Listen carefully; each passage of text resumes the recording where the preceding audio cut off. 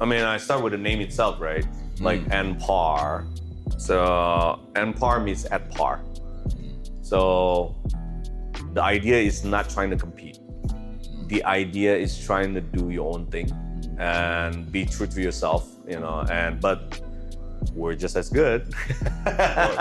Right? I mean, like that's the mindset. It's because when I started the spirit Marak and Ark, I was thinking, how do I go to market? And if I have to actually, go door to door to every friends that own bar and everything, that's a huge undertaking, right? But what if all that energy is being put into a space that you actually own yourself, and you are able to represent what you want to say, and then the language and then all the aesthetics, everything is just on brand to what you want to do, right? And it is doing extremely well because I think, how else you gonna do it? I mean, I don't see any other way. Like seriously, it's not, again, what I said before.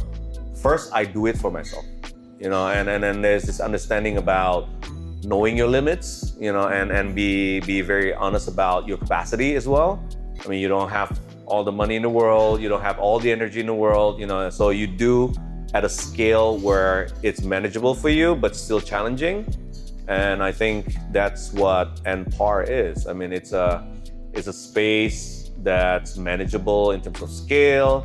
We don't host parties every fucking night, I mean, like for the most part, it's a quiet bar, and that's what we're known for.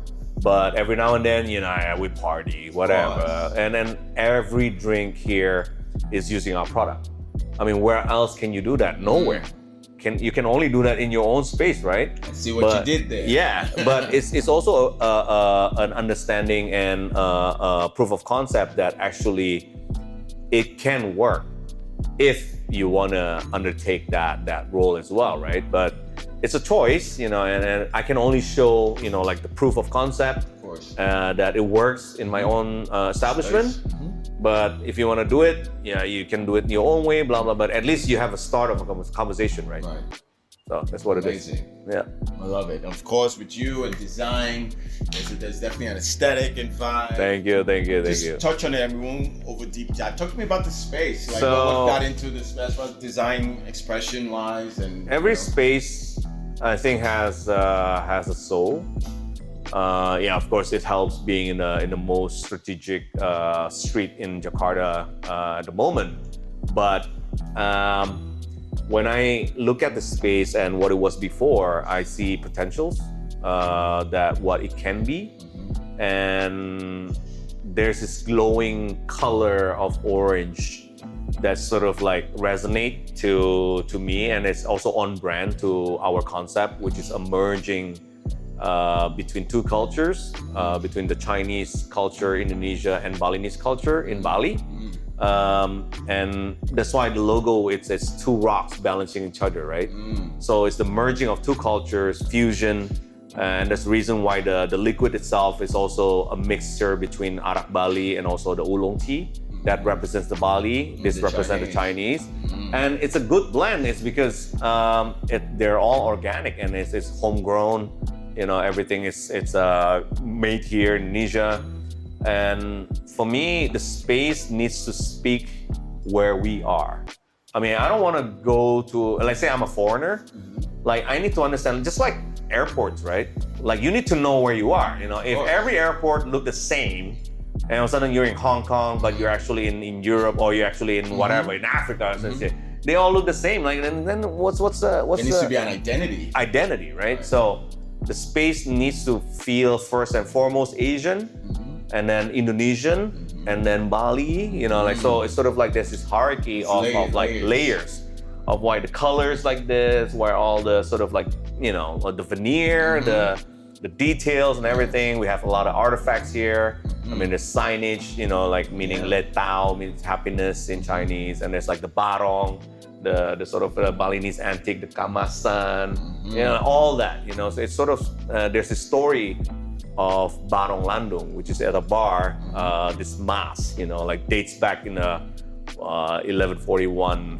Like it's a story of the king of Bali at the time, Jayapangus, and the queen, which is from China, Kang Chi Wei. It's a very sacred practice even today, but not a lot of people know. So me wanting to sort of like propel this to the surface, resurface this and story, re-educating again, because it has a beautiful message. It's a message of like not only supporting each other, but the bigger culture understand what we talk about being secure.